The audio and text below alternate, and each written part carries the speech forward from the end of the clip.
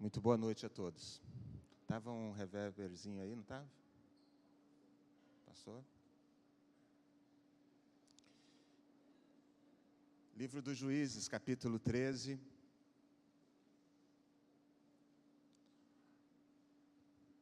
Hoje pela manhã, nós fechamos a história de Josué e começamos a pensar a história dos juízes. Eu elenquei 2 juízes para a gente conversar hoje. Um que foi um desafio falar a respeito, que foi o Jefté.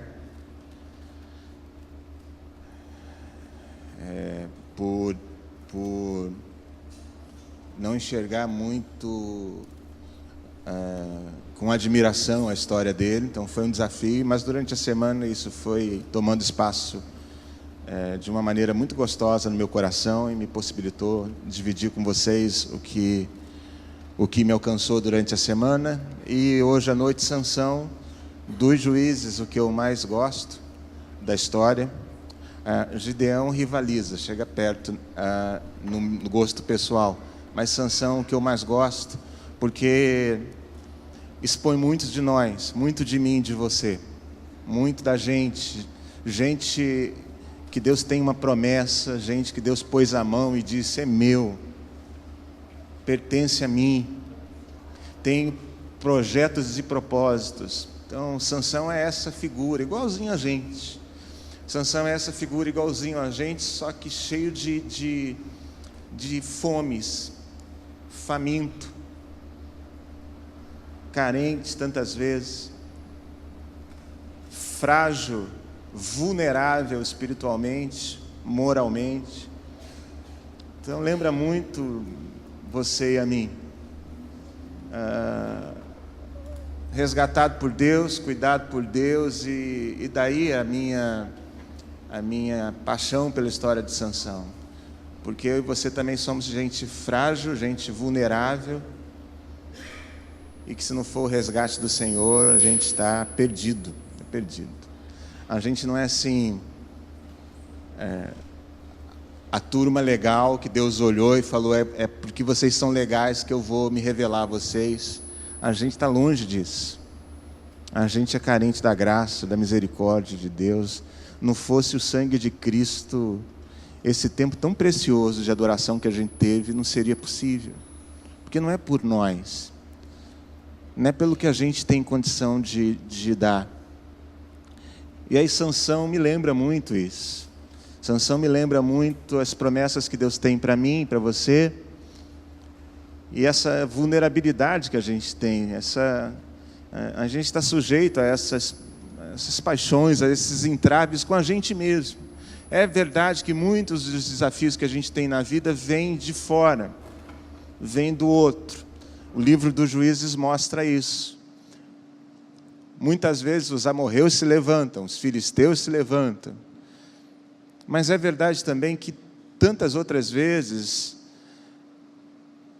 as machucaduras, as dores vêm da gente, foram causadas por nós. Sansão é essa lembrança de vulnerabilidade.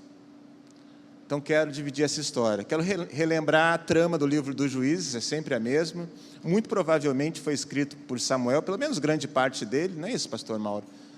É o que dizem pelo menos os estudiosos. A gente que vive eras depois nunca tem como afirmar isso, mas o que dizem os estudiosos é que provavelmente foi um livro escrito a várias mãos, tendo como principais mãos as mãos do profeta Samuel, que a gente vai estudar mais adiante também. Aliás, profeta, sacerdote e juiz, o último dos juízes, né? Isso dá um bom sermão, hein? Samuel, o último dos juízes. Então a gente vai estudar Samuel mais para frente, dentro desse contexto. Qual é esse contexto aqui? Morre Moisés, Josué assume, a gente leu pelo menos duas histórias de Josué, começa a tomar posse da terra sob o comando de Josué, o povo de Israel se estabelece na terra. A última história que a gente viu, se eu não me engano, domingo passado à noite, foi de Caleb, reivindicando a participação dele na terra, cheio de vontade, 80 e poucos anos de idade, 85 anos de idade, dizendo: eu quero minha parte, eu quero trabalhar por ela, eu quero lutar por ela. Foi a história que a gente viu domingo passado. E depois disso tudo, a turma faz uma aliança com Josué, finalzinho de vida de Josué, 100 e tantos anos, a turma faz uma aliança com Josué de ser leal ao Senhor, de ser firme nos caminhos do Senhor, e eles conseguem por um tempo. Mas passa aquela geração, está no capítulo 2 do livro dos Juízes, passa aquela geração que viu a glória de Deus, que viu o agir de Deus, e vem uma geração que conhece, mas por ouvir falar, que não viveu, que não testemunhou, que não experimentou todo aquele cuidado no deserto, a implementação e a conquista na terra. Eles não viram isso. Então, eles têm um esfriamento. Eles têm um esfriamento. Eu não conhecia essa música que a gente cantou, mas ela era própria para cantar naquele tempo, sabe? De falar, Deus, aquece de novo o nosso coração, incendeia de novo. E por frieza eles se distanciam de Deus, se afastam de Deus. Aí o livro dos Juízes vai essa trama, toda hora, são 16 juízes, e você vai ver essa trama escrita nos 16 juízes que tem no livro da Bíblia, no livro dos Juízes. O povo se afasta do Senhor, aí Deus manda o juízo, e eles são conquistados, ou dominados, ou oprimidos por algum povo vizinho. Aí sofrem, apanham, são perseguidos, 18, 20 anos, aí clamam ao Senhor, o Senhor manda um juiz para libertar o povo, aí o povo fica bem de novo, exalta a Deus, há um reavivar espiritual, uma motivação nova, depois eles se esquecem de Deus, Deus manda o juízo, eles clamam ao Senhor, Deus manda um juiz para libertar. Essa é a trama do livro dos Juízes, do início ao final. Um dos juízes levantado é Sansão, o nome quer dizer o pequeno sol. Abre lá no capítulo 13, diz assim, os israelitas voltaram a fazer o que o Senhor reprova, e por isso o Senhor os entregou nas mãos dos filisteus durante 40 anos, agora foram os filisteus, e durante 40 anos assolaram o povo. 40 anos é sempre aquela ideia de um longo período, longo tempo de assolação. E certo homem de Zorá, chamado Manoá, do clã da tribo de Dan, tinha mulher estéril. Certo dia, o anjo do Senhor apareceu a ela e lhe disse, você é estéril, não tem filhos, mas engravidará e dará à luz um filho. O livro dos Juízes, esse período de Ruth, e lá em Samuel, a gente vai começar a ver uma valorização da figura feminina. Os livros do Antigo Testamento são assim, machista não cai bem, patriarcal, cai melhor, é um jeito bonito da gente falar que é machista. É um livro bem patriarcal, valoriza a figura masculina, a autoridade masculina, é sempre assim.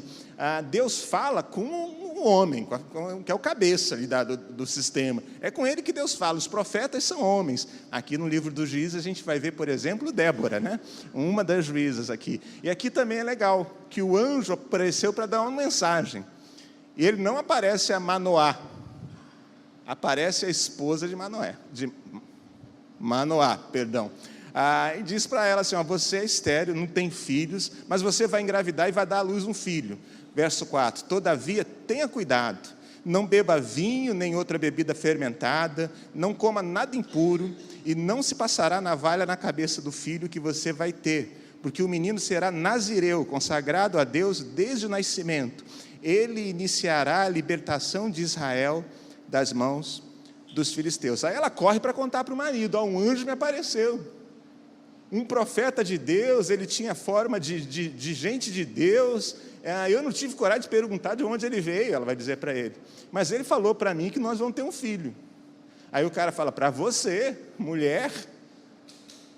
Aí ele ora a Deus e fala assim, Deus, isso é verdade mesmo? Manda esse anjo falar comigo de novo, manda ele para confirmar. E o argumento dele na oração é assim, a gente tem dúvida de como é que vai ser esse negócio, fala com a gente de novo.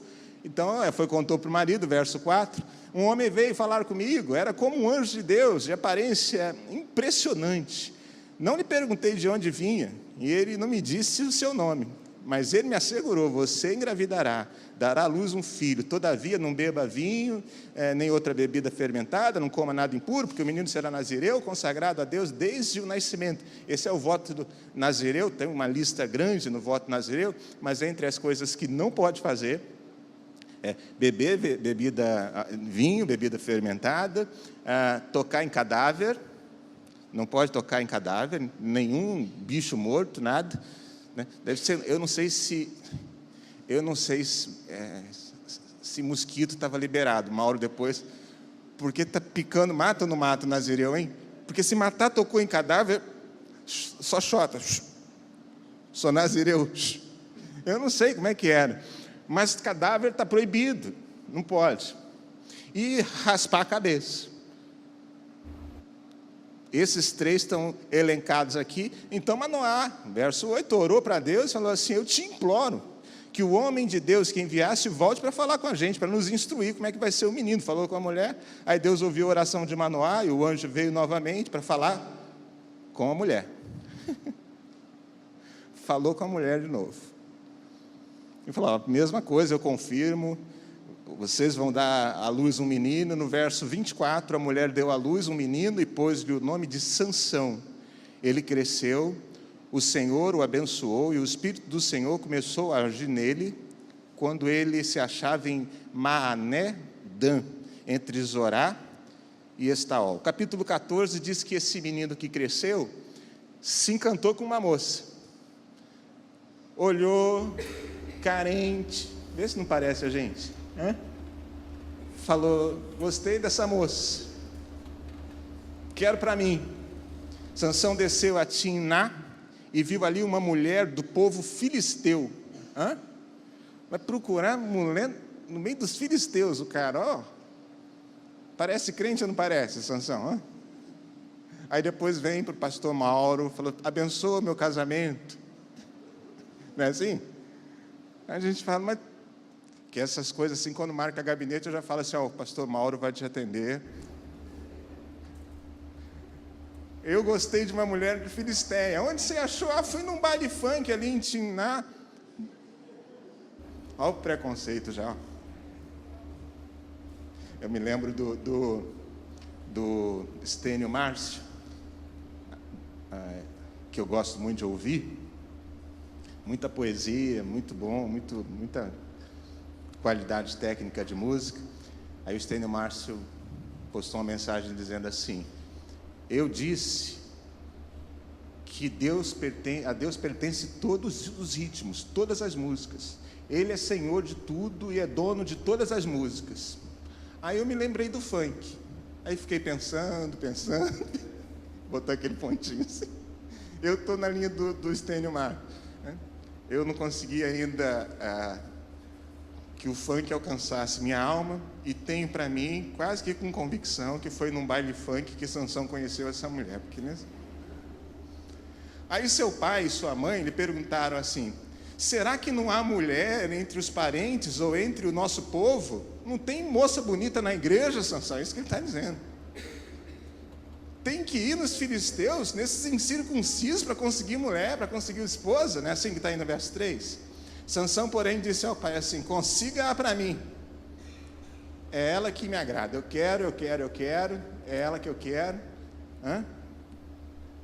Você já teve assim uma paixão por alguém nessa época de adolescência e que seus pais reprovavam assim? E diziam assim, que tem jeitos e jeitos de reprovar, né? Tem gente que diz assim: minha mãe está no culto de novo. Tem gente que diz assim: filho, você tem certeza no seu coração? Filha, tem certeza que... Não é assim? Pensa direito, você orou, é um jeito de dizer, você orou, é um jeito de dizer assim: eu estou achando estranho esse negócio. É um jeito delicado. Tem gente que diz logo: não, esse negócio aqui em casa não vai entrar, não. Mamãe era das delicadas, ela dizia: esse negócio é do diabo, não. Aqui em casa não vai, essa filisteia que você arranjou aí. E olha que algumas filisteias eram da igreja.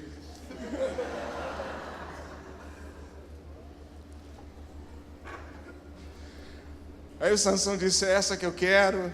E os pais foram lá para a terra dela para encontrar com ela. No meio do caminho, diz que um leão forte, um leão jovem, verso 5 do capítulo 14, saiu do meio das vinhas e por algum motivo Sansão não estava perto dos pais nessa hora. O leão veio na direção dele, e o Espírito do Senhor, verso 6, se apossou de Sansão. Ele, sem nada nas mãos, rasgou o leão como se fosse um cabrito, mas não contou nem para o pai nem para a mãe. Eu já acho difícil rasgar um cabrito, porque o autor bíblico quis dizer aqui para mim assim, que parecia mais fácil, né? Rasgou assim um leão como se fosse um cabrito. Eu falo, mas um cabrito também é difícil pra caramba. Hã?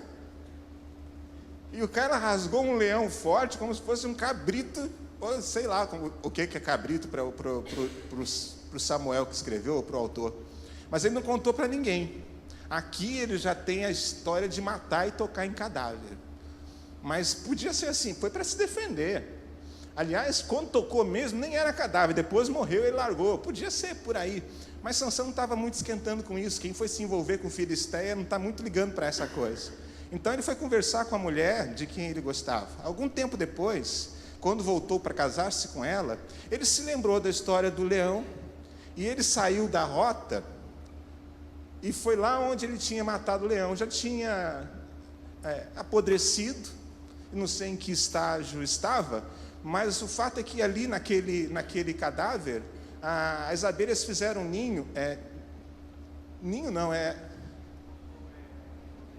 colmeia, elas fizeram casa assim ali, uma colmeia, e Sansão foi lá e pegou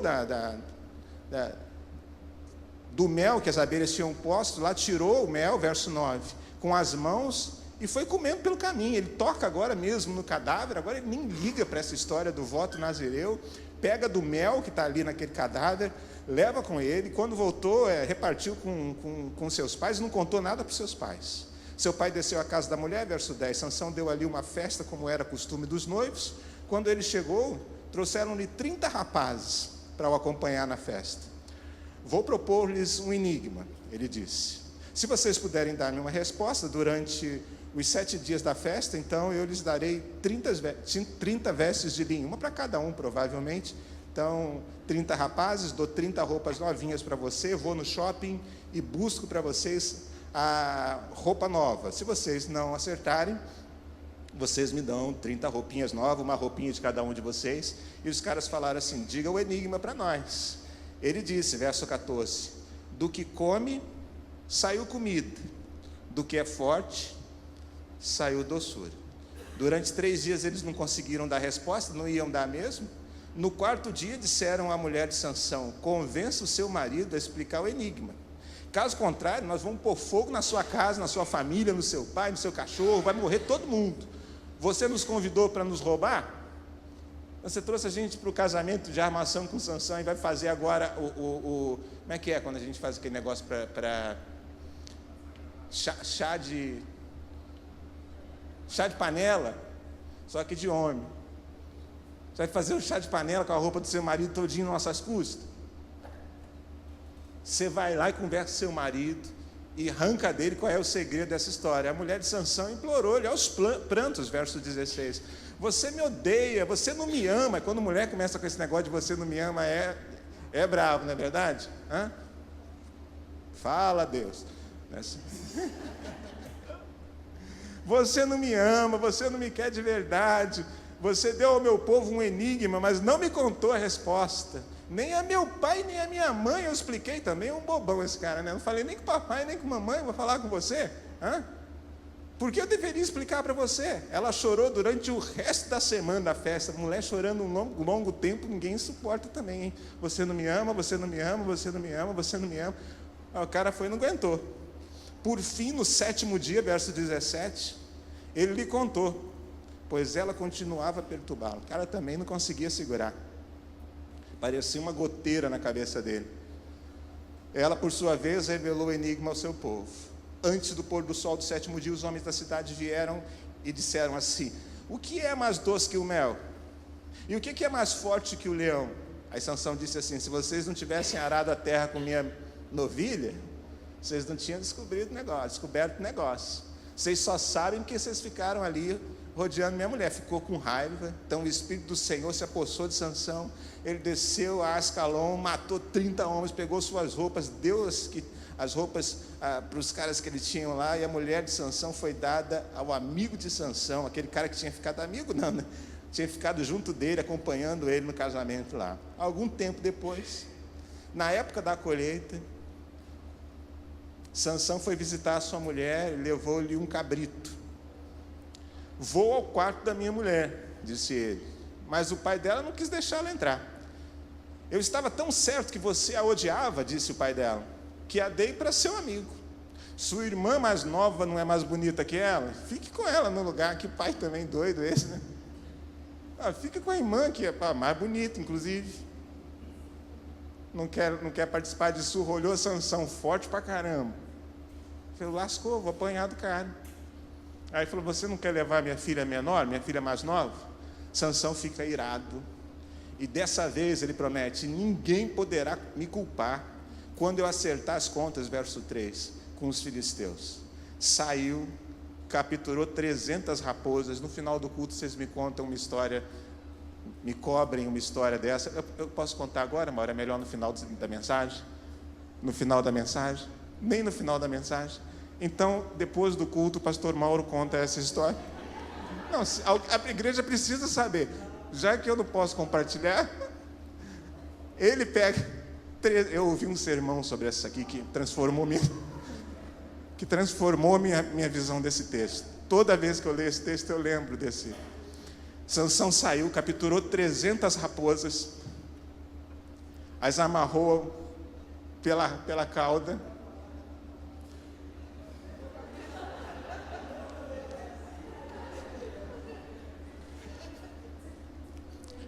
Eu vou obedecer. Mas no final eu conto. Amarrou 300 raposas. 300 mesmo? Já perdi até as contas de raposas. Amarrou pelas caudas, em pares assim. Pegou as raposas em pares, amarrou pela cauda. Aí lá na ponta botou uma tocha acesa e soltou na plantação dos filisteus. Elas já iam ficar doidas, uma amarrada com o rabo na outra, eu imagino lá. Com fogo no rabo, que foi o título do sermão que eu ouvi.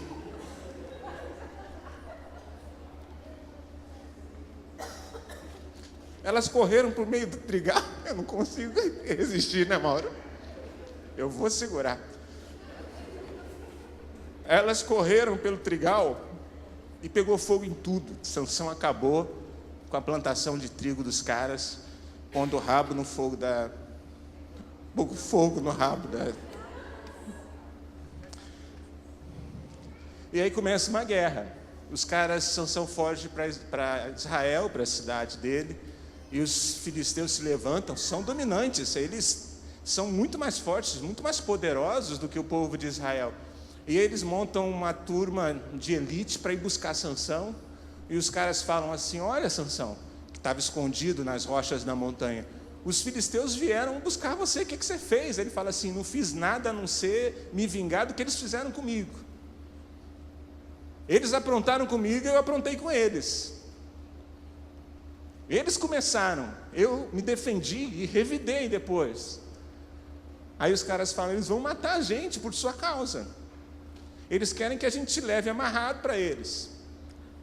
Aí Sansão fala assim, promete para mim que vocês não vão me matar. Aí os caras falaram assim, a gente promete. Então pode me amarrar e levar. Se vocês não vão me matar, se vocês vão só me entregar para eles, pode me amarrar.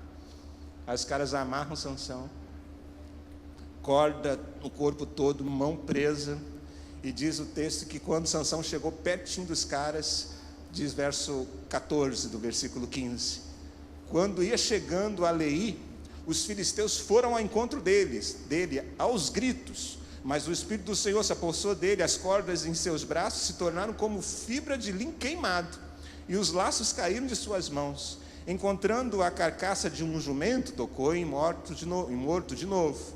Pegou a queixada e com ela matou 1000 homens. Disse ele, com uma queixada de jumento, fiz deles montões. Com uma queixada de jumento, matei 1000 homens. Quando acabou de falar, jogou fora a queixada e o local foi chamado de Ramat Leí. Sansão estava com muita sede, clamou ao Senhor, e ele disse assim, Senhor, eu vou morrer, morrerei eu agora de sede, para cair nas mãos dos incircuncisos. Deus então abriu a rocha, que há em Leí, e dela saiu água. Sansão bebeu, suas forças voltaram, ele recobrou o ânimo, e por esse motivo essa fonte foi chamada em Acoré, e ainda lá ela está, lá em Leí. Sansão libertou Israel durante 20 anos, liderou Israel durante 20 anos, no tempo do domínio dos filisteus. Agora o ápice da história de Sansão é o capítulo 16, o clímax, a história mais forte, a mais conhecida. Se você fala de Sansão, você lembra de Dalila.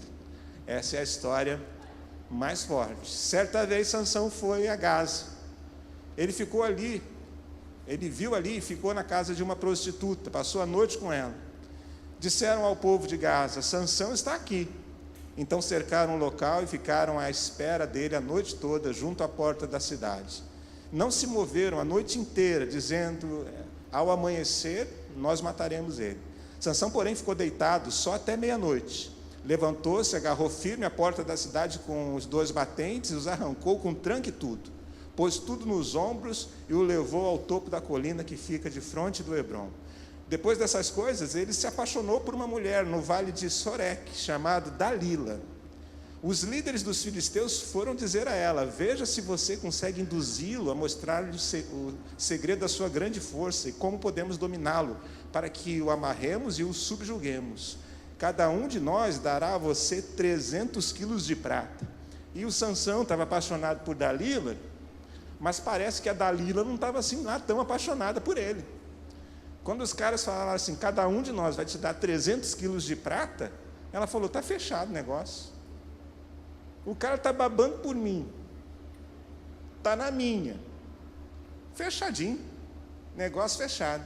Disse, pois, Dalila a Sansão: conte-me, por favor, de onde vem sua grande força e como você pode ser amarrado e subjugado. Respondeu-lhe Sansão: se alguém me amarrar com 7 tiras de couro, ainda úmidas, ficarei tão fraco como qualquer outro homem. Sansão não fala a verdade para ela, está apaixonado, mas não está entregue assim, não está com uns 4 pneus arriados, sabe como é que é?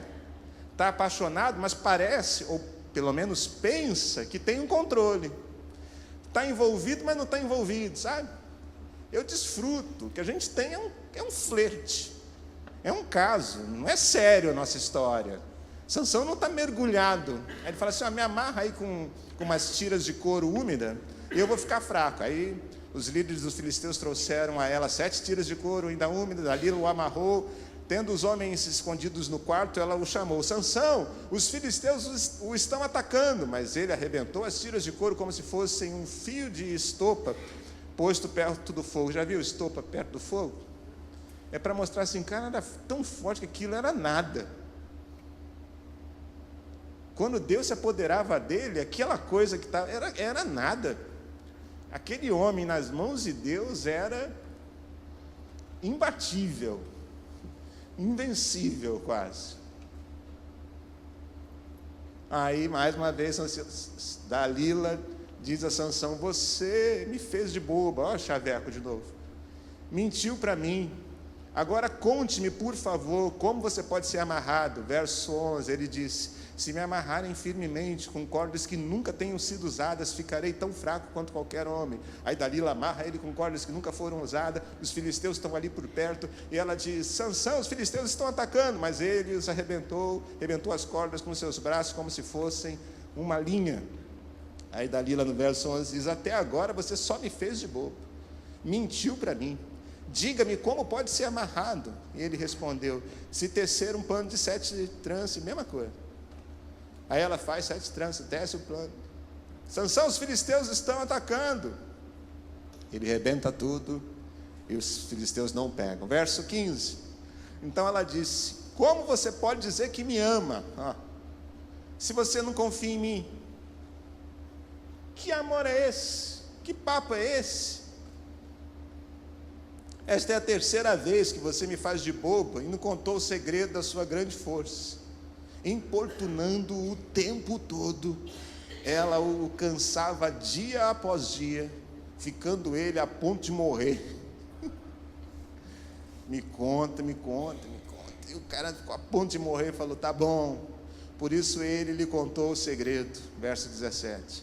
Jamais se passou navalha em minha cabeça, disse ele, pois sou nazireu desde o ventre da minha mãe, desde o ventre materno. Se fosse rapado o cabelo da minha cabeça, a minha força se afastaria de mim, e eu ficaria tão fraco quanto qualquer outro homem. Quando Dalila viu que Sansão tinha contado todo o segredo, parece que sabe, não é verdade? Não é? A mulher parece que sabe assim, agora ele falou a verdade. Quando ela percebeu que ele falou a verdade, ela falou para os caras assim, mandou no WhatsApp: subam mais esta vez, pois ele me contou todo o segredo.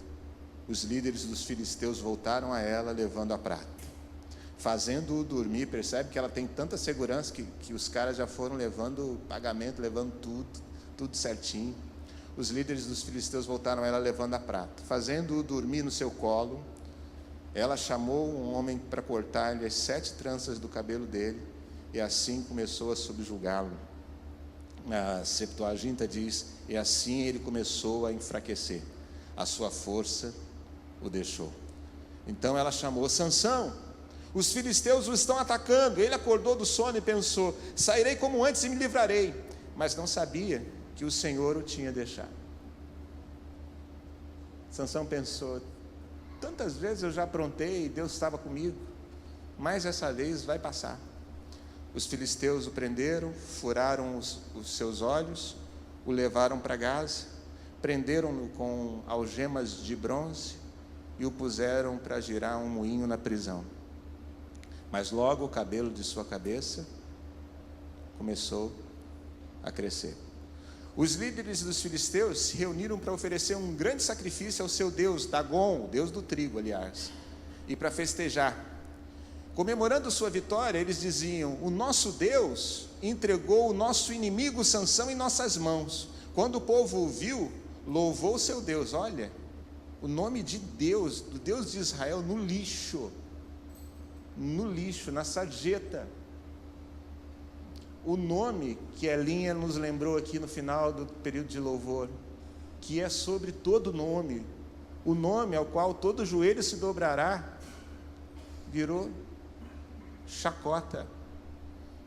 O nosso Deus, Dagon, nos entregou o nosso inimigo, o devastador da nossa terra, aquele que multiplicava os nossos mortos. Com o coração cheio de alegria gritavam: tragam-nos Sansão para nos divertir. Mandaram trazer Sansão da prisão e ele os divertia. Me lembro de uma madrugada de louvor. Eu não sei se o Renato lembra. Eu lembro que a PIB de Trindade também participava. Em Petrópolis, no hotel Quitandinha, na entrada de Petrópolis, em julho tinha um evento de inverno de louvor de todas as cidades do Rio de Janeiro. Eu não lembro o nome, queria lembrar do nome. Se você lembrar, você pode falar. Louvor profético. Quem falou? Se eu ver sua mão. Louvor profético, é exatamente isso. E numa madrugada no Quitandinha, no louvor profético, estava Danilo Monteiro pregando sobre Sansão. Ele me abençoou muito. Danilo Monteiro é latino-americano, agora eu não lembro de onde, mas hoje eu não estou lembrando de nada, está doido só. E ele me abençoou muito com essa mensagem do Sansão. Ele falou uma coisa que transformou minha adolescência. Ele disse: a gente brinca com pecado, e um dia a gente vira brinquedo na mão do pecado. A gente brinca com pecado, e um dia o pecado faz da gente brinquedo dele. Sansão, aquele que Deus chamou para ser libertador de Israel, para julgar os filisteus, se tornou brinquedo na mão dos seus adversários, divertia o povo. Puseram Sansão entre duas colinas. No verso 26, Sansão diz a um jovem que o guiava pela mão: olha que coisa boa essa, hein?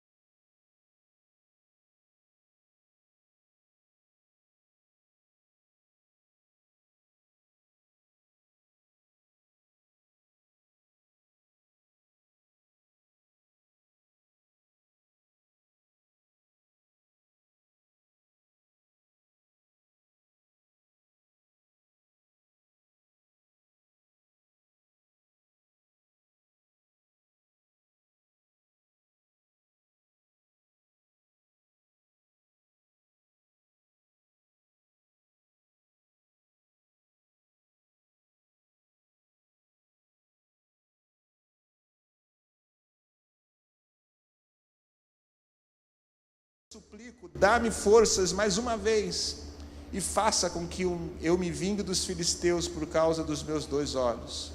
Então, Sansão forçou as 2 colunas, as 2 colunas centrais sobre as quais o templo se firmava, apoiando-se nelas, tendo a mão direita numa coluna e a esquerda na outra. Ele disse: que eu morra com os filisteus. Em seguida, ele as empurrou com toda a força, e o templo desabou sobre os líderes e sobre todo o povo que ali estava. Assim, epitáfio de Sansão. Aí, na sua morte, Sansão matou mais homens do que em toda a sua vida. E assim, na sua morte, Sansão matou mais homens do que em toda a sua vida. Separei aqui algumas lições para nós e quero dividi-las com você antes de orar.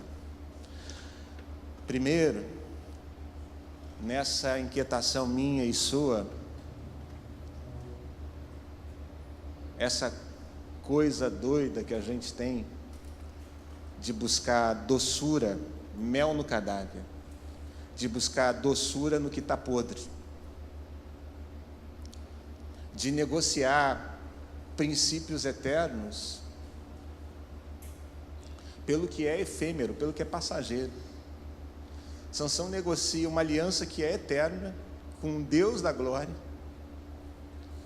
por um pouco de mel nos lábios. Pensa o que é isso. E eu falo assim com muita propriedade dessa parte, porque mel para mim nem ela é tão atraente. Pode até ser bom pela medicina, mas trocou o eterno por um pouco de mel na boca. Mas quando eu e você temos fome, a gente não dá conta de perceber isso. E eu me lembrei que durante 1 ano e meio eu caminhei com um amigo que tinha recém lançado um CD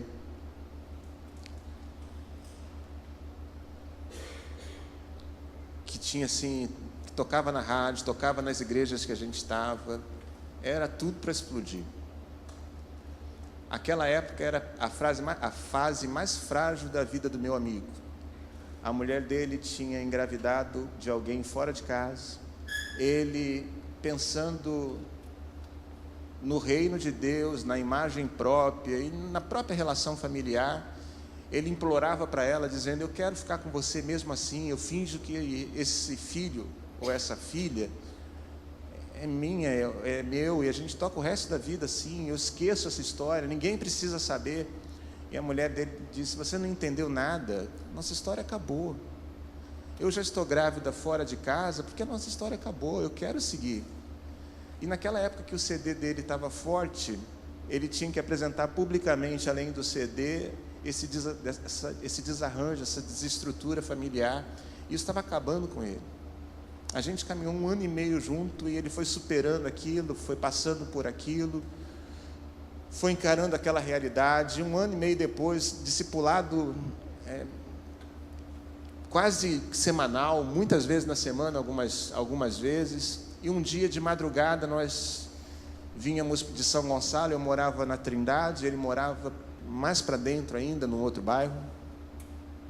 Nós estávamos no centro de São Gonçalo e a gente pensou: vamos caminhando. Naquela época, na minha adolescência, podia caminhar de madrugada no centro de São Gonçalo. E a gente foi caminhando e conversando e dividindo isso 1 ano e meio depois. E aí a gente reavaliava a caminhada dele. O que tinha acontecido 1 ano e meio depois? Ele tinha dito assim: eu estou pronto para voltar para a vida. E para voltar e me envolver de novo com outra pessoa. Eu disse: você está carente ainda. Você está vulnerável ainda. É a minha opinião de amigo.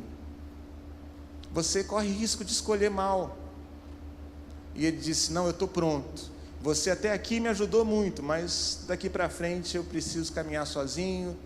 E eu entendi que talvez fosse um pouco de controle, liberei, ele foi. Meses depois ele voltou para apresentar a companheira dele. A gente não deve julgar a aparência, não é verdade? Mas a gente julga. Eu julgo. E eu olhei assim e falei: Filisteia. Filisteia. Da igreja, mas Filisteia. Vai dar ruim. O estilo denunciava muito. Resumo dessa história: algum tempo depois, o saxofonista da banda procurou para dizer que tinha se envolvido com a noiva dele, o baterista da banda tinha se envolvido com a noiva dele. Filisteia. Pensa o que é isso. E aí, nessa caminhada de madrugada indo para casa, nós passamos nos fundos de um restaurante que tem em frente à prefeitura de São Gonçalo. É o melhor restaurante da cidade. Nos fundos, eles estavam esvaziando o resto de comida que não servia de madrugada. O caminhão do lixo recolhia, não tem esses tonéis azuis assim, grandes? Recolhia aquele tonel de lixo, e debruçado sobre aquele tonel de lixo, um morador de rua catava o resto de comida que sobrou, sei lá de quando. E o restaurante desfez porque não prestava mais. Quando nós passamos perto, sabe cheiro de comida ruim? Quero reafirmar, o restaurante é bom, tá? Comida azeda, estragada. Mas aquele cara se debruçava sobre o tonel como se fosse a melhor refeição da vida dele. E meu amigo teve um insight assim, na hora. Ele falou assim: Wesley, você me disse que eu iria escolher mal porque estava carente. As pessoas que me cercavam, que me amavam, disseram que não era uma boa escolha. Mas eu não enxergava. E eu não enxergava, sabe por quê? Porque eu estava com fome. E aí ele fala: aquele moço que nós passamos tinha fome. Aquele moço que nós passamos, provavelmente aquela era a única refeição do dia dele. E sabe lá quando que ele teria outra. E quando a gente tem fome, o azedo é doce para nós. Você identificou porque a fome não era sua, mas eu tinha fome. E para mim, aquilo que para você parecia tão óbvio que ia dar errado, para mim era doce, era mel nos lábios.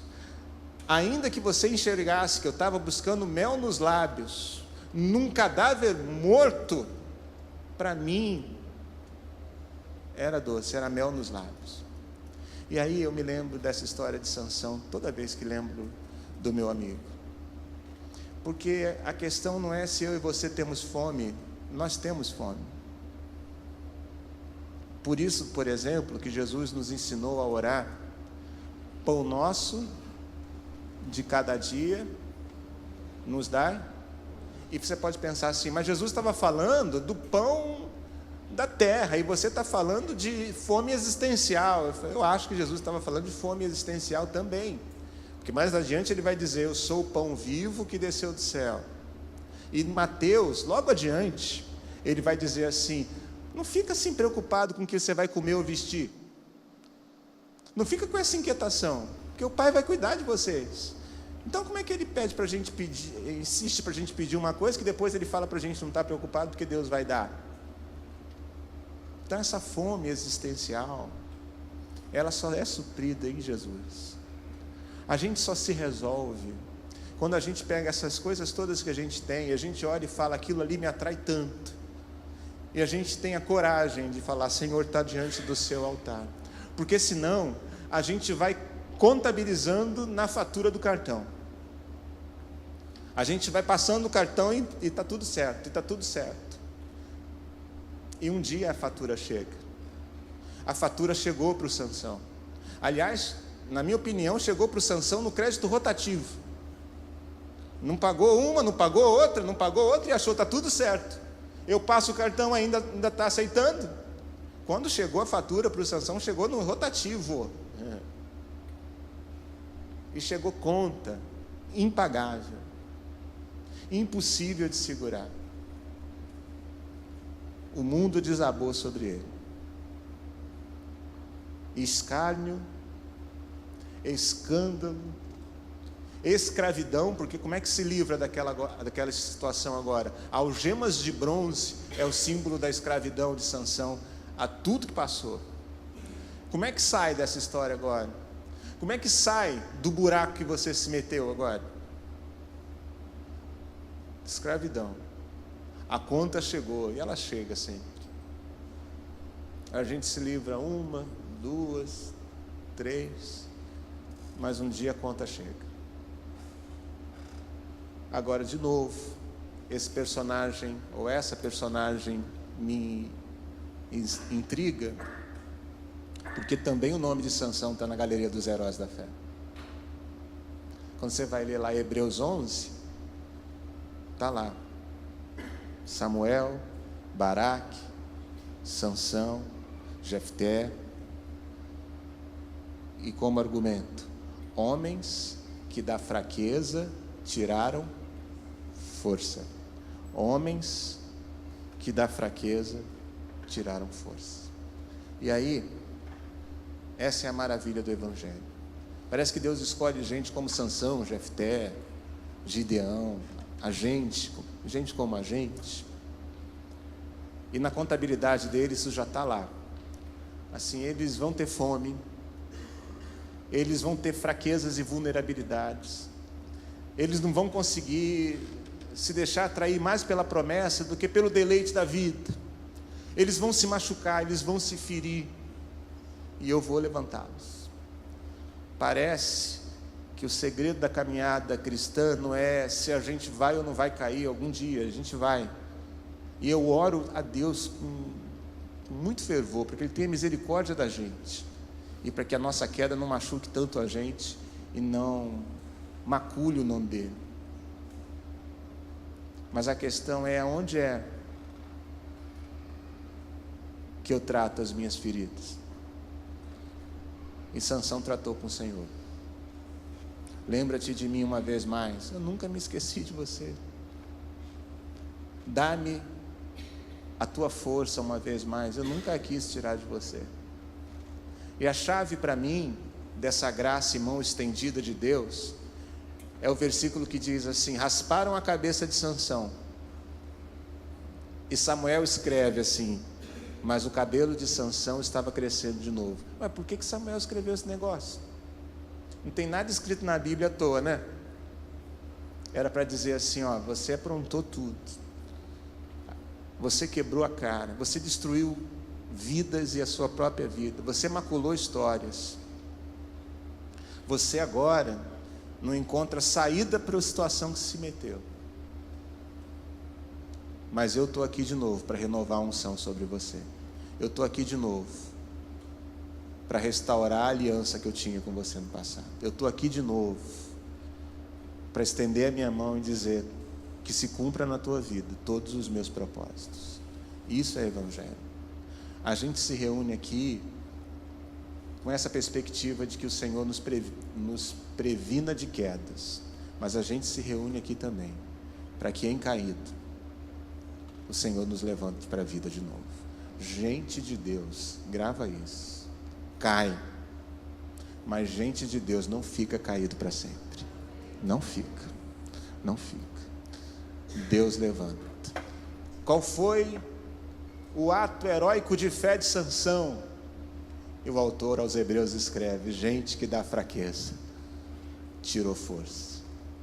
Podíamos cantar, por exemplo: Senhor, descobri que as fraquezas que há em mim podem ser vencidas, não por mim, mas pelo teu poder em mim, no poder do teu amor. Junto a ti, o teu amor me envolve. A gente pode cantar: me atrai, Senhor, porque eu quero estar do seu lado. Sansão está lá na galeria dos heróis da fé porque de alguma maneira se deixou encontrar por Deus de novo.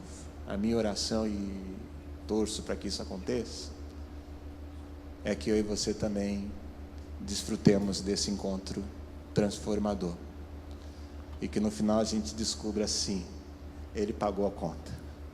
Eu não conseguiria jamais arcar com aquela fatura, mas Ele me redimiu, pagou minha conta, eu pertenço a Ele. Eu quero orar com você. Quero que o Ministério de Louvor venha aqui, a gente vai orar juntos. Hoje à noite eu vim te lembrar disso. Sansão, teu lugar não é na prisão, teu lugar não é escravizado aos teus erros, Sansão, teu lugar não é humilhado entre os filisteus. Deus tem uma aliança contigo, Sansão. Hoje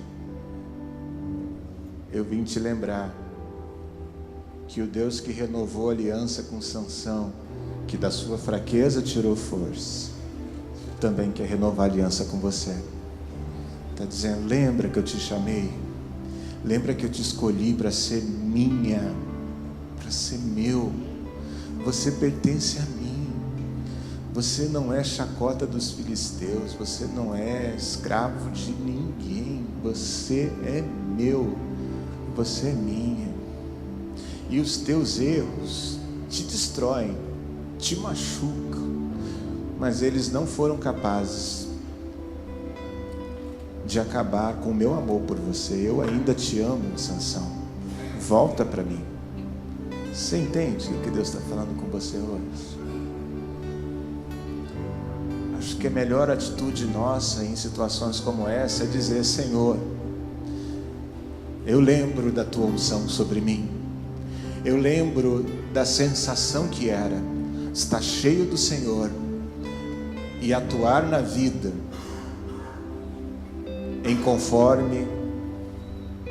em conformidade à tua voz e ao teu Espírito. Eu lembro, Senhor, o que era viver sobre a tua força, sobre a tua unção. Senhor, renova a unção em mim.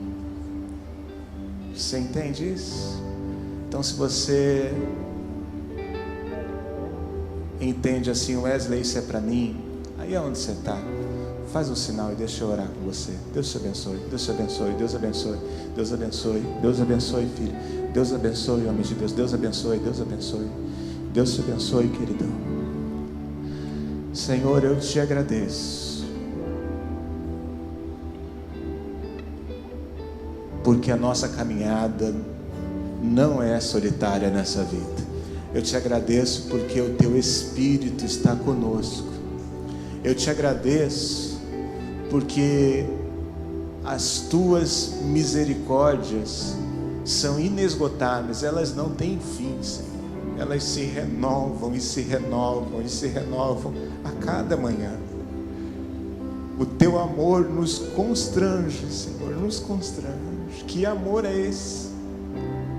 Que acolhe gente como a gente como Sansão. Que amor é esse? Que amor é esse que vai buscar-nos na prisão das nossas escolhas? Que amor é esse? Teu amor nos constrange, Pai. E hoje, com o coração quebrantado junto com os meus irmãos, nós queremos declarar que nós também te amamos e pertencemos a Ti. Nós somos Teus, Senhor. Nós não somos dos filisteus, nós não somos dos resultados das escolhas erradas da nossa vida. Nós não somos de nós mesmos, nós somos do Senhor, nós pertencemos a Ti. Nós reafirmamos hoje a nossa aliança contigo, porque sabemos da Tua aliança conosco. Toma-nos em Teus braços de amor, como cantamos, é a minha oração, porque aí é o lugar seguro para a gente. Nós oramos em nome de Jesus, amém.